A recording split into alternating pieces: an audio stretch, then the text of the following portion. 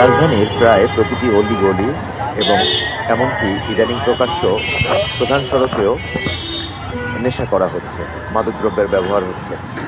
মিরপুরের সড়কগুলোতে একটু ঘুরে আমাদের প্রতিবেদক ওবায়দুল হক এই প্রতিবেদনটি তুলে এনেছেন, যেখানে দেখা যাচ্ছে প্রকাশ্যেই মাদকসেবীরা মাদক সেবন করছেন। তারা বিভিন্ন পেশার, কোনো নির্দিষ্ট পেশার নয়, তবে তাদের মধ্যে একটি মিল হলো যে তারা প্রায় প্রত্যেকেই নিম্ন আয়ের মানুষ।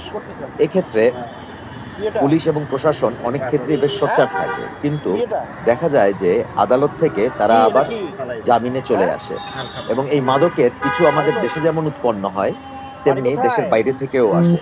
বর্ডারে যদি তৎপরতা বাড়ানো না যায়, তাহলে এই মাদক থেকে সমাজকে নিষ্কৃতি দেওয়া খুব কঠিন হয়ে দাঁড়াবে। এটার মধ্যে কি হ্যাঁ এটা টাইম উঠাইতে না পারলে অ্যারেস্ট। গাঁজা খাওয়া কি সওয়াব? হ্যাঁ, তাহলে ভিক্ষা করে কিসের জন্য মানুষ?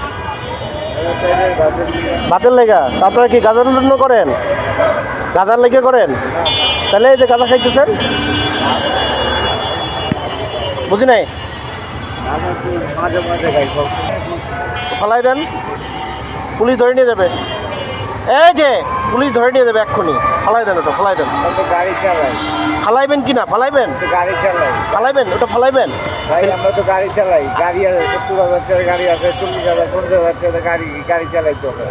হ্যাঁ, চালাই যদি না খাইতে আপনি কি ফালাইবেন কিনা? আপনি ফালাবেন? দিনে দুপুরে রাস্তায় বসে খাইতেছেন, ফালাবেন কিনা? ফালাবেন, ফালান। বলছেন আমরা যাই